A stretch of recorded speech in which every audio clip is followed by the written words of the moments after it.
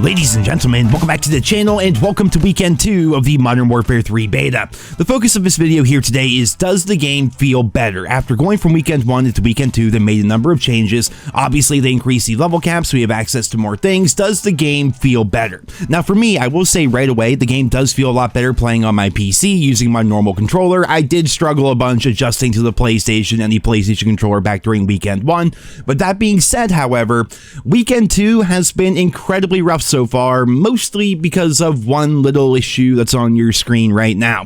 When the connection is working properly, the game does feel pretty good. Most of my issues honestly lie within certain game design decisions, a little bit of balancing, and things that are out of our control, like skill-based matchmaking. I will say that weapon balancing has definitely gotten better in weekend 2, because again, our level cap was increased and people have access to more guns and more attachments, but I still think that even post-nerf, the Striker submachine gun is absolutely dominant, and the MW3's assault rifle is basically the TAC-56 of this game. Like, it's so damn good.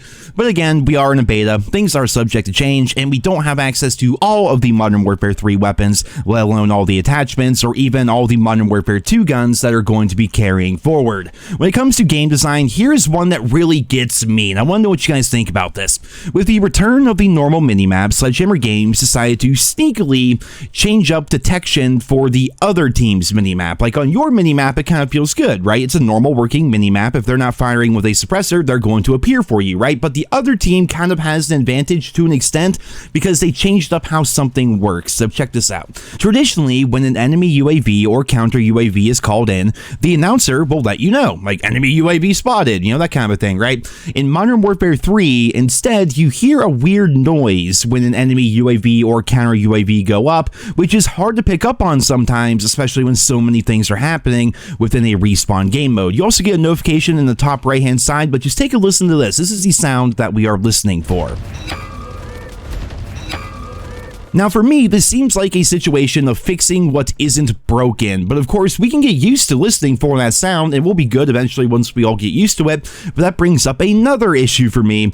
The kill streaks themselves are super weak, and usually when you hear people say that, it's because they don't get enough kills or whatever, but I'm not talking about that. I'm talking about the health of the kill streaks themselves. Like, a counter UAV, just like in Modern Warfare 2, just hovers there in the sky and dies to virtually no damage really whatsoever. UAVs themselves can be shot down without even a full magazine, and I imagine in the full launch, once we get more streaks like chopper gunners and things like that, I imagine they're going to suffer the same way they do in Modern Warfare 2, where because of spawn protection, enemy players can just stand there being invulnerable to your kill streak and then just drop you out of the sky in seconds using whatever gun they're using. Doesn't even matter if it's a bulky light machine gun or even an assault rifle. Hell, they can take out a pistol and start shooting you out of the sky because they're invincible because of spawn protection.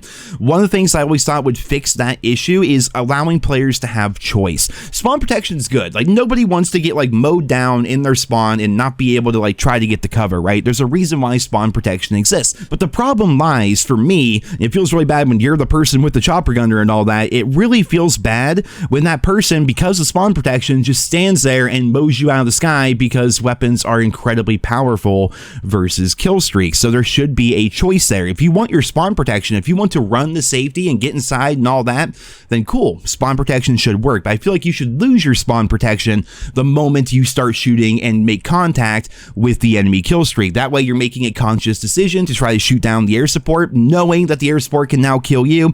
I think it's the best of both worlds. But yeah, it's a weird situation where they got rid of the announcers for things like UAVs and counter UAVs here in Modern Warfare 3. It may just be a beta bug. I've heard some people suggest it may just be a bug. We'll have to wait and see. I mean, I really don't know as of right now. It's a weird game design choice, and I think that for proper game balance, kill streaks should be a lot stronger and launchers should actually have their place. There's really no reason to ever run a launcher when your guns kill air support way faster. Also coupled in with the fact that we now have the return of the SAM turret that you can just throw down on the ground to have that shoot down air support for you as well.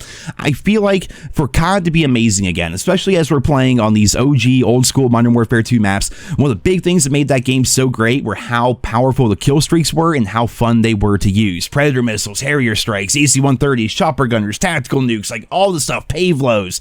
You know, if we're going to go back to that, air support needs to be stronger. I'm okay with COD being all about gun skill and, you know, playing the objective and things like that, but I feel like Killstreaks have kind of lost their way in the last like decade or so, maybe just the last 5 years, I'm not sure, but like it just feels like Killstreaks aren't a massive factor anymore in the COD series. I really don't like that, so we'll see moving along if they're going to adjust any of that here within the Modern Warfare 3 beta as we get closer to the full launch. But moving along here, I will say that so far in Weekend 2, visibility has been drastically improved from Weekend 1. I mean, yesterday I talked about it in my video, but by that point I only had like 4 games under my belt after the new update went through, right? I was doing a news update video, I had to play a couple of matches, get my footage and whatnot, but after playing a bunch yesterday and last night and this morning, and I played a whole bunch of Modern Warfare 3 so far with Weekend 2, and I will say the player visibility has gotten a lot better. It's drastically improved, although I'm sure Sledgehammer Games is going to continue to pay attention to it. But I will say on top of that, one thing that has really helped out the entire situation, I know it's going to sound crazy, but like differentiating friend from foe, not only did they give you the red player names for enemy players, but they also, with the level cap increase, have given us access to the covert sneakers, which have really helped out things. I mean, these boots are basically going to be the return of Ninja or Dead Silence from previous Call of Duty titles, and with how loud footsteps are in this game, you can definitely differentiate friendly footsteps from enemy ones much easier when you're not listening to your own elephant feet just stomping around crazily everywhere, man. It feels really good. And speaking of those covert sneakers, holy hell, I'm so happy they're in this game. You guys honestly have no idea how happy this makes me when I'm able to run around the map, jump across rooftops, climb up ladders, duck in and out of windows, and just generally push people without them being able to sit there and hear me coming a mile away. I am so happy that these boots were in the game. I spoke extensively on the Dead Silence perk as far back as the Modern Warfare 2 beta.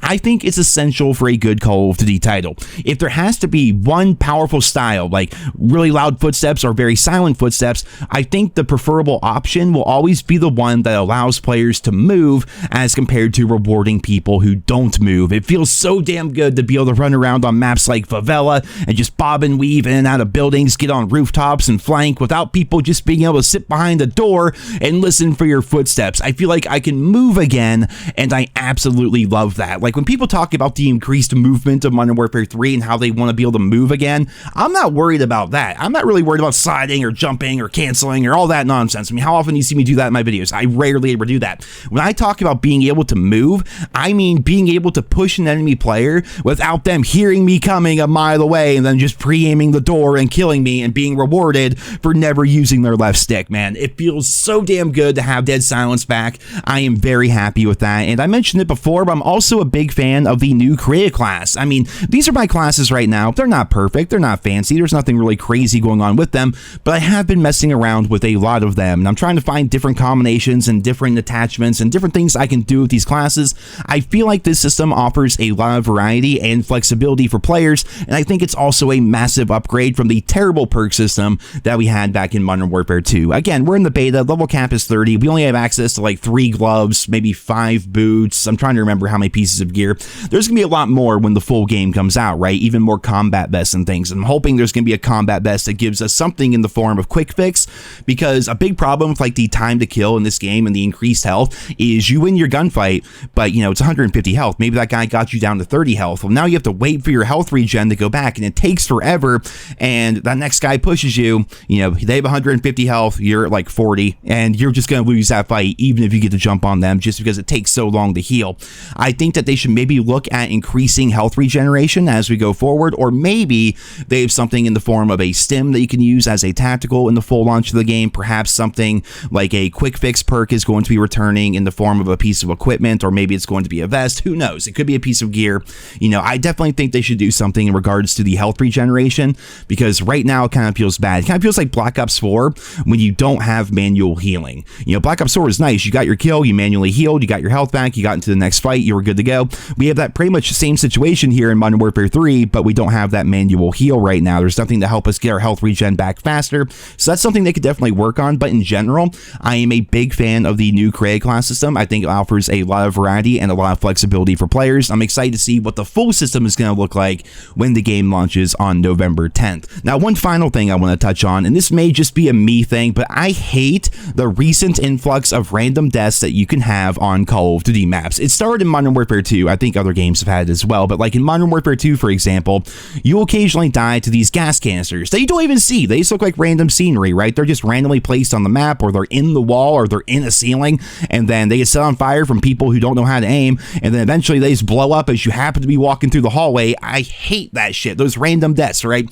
The same is true here in Modern Warfare 3. There's a flaming couch on Skid Row. I mean, I understand, like, fire bad, hot bad, didn't your mother teach you better? But, like, you don't even think about it sometimes. You're playing the map, you're right there next to the hard point, you're right there next to the B flag, and there's this flaming couch on there that you can accidentally jump on, and it will definitely kill you. The same is true on maps like Estate, for example, where you'll have these random explosives that you can find on the counters in the kitchen of the estate building, or even here on High Rise. Here's me with bad aim trying to kill these guys, right? I apparently shot something over there because it just blew up and I got a kill. I'm like, what the hell, man? There was a random explosive. It just happened to be sitting over there, I guess. Like, I don't know. I feel like these kinds of random death factors don't really have a place in COD, especially when COD can be random enough given the skill-based matchmaking and the chaotic spawn system that supposedly Sledgehammer is trying to work through here in the beta.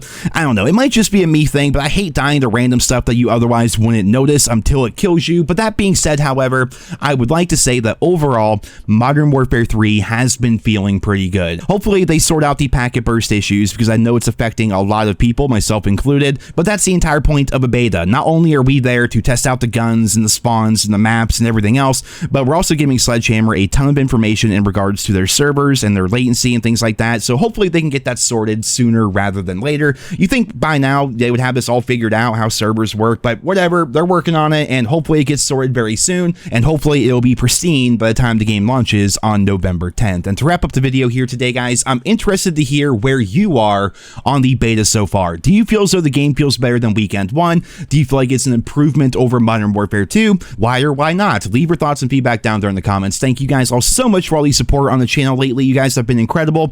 I hope you enjoyed all these videos, man. I'm definitely looking forward to making more every single day. Be sure to subscribe if you're new around here, and I hope you guys all have a wonderful day.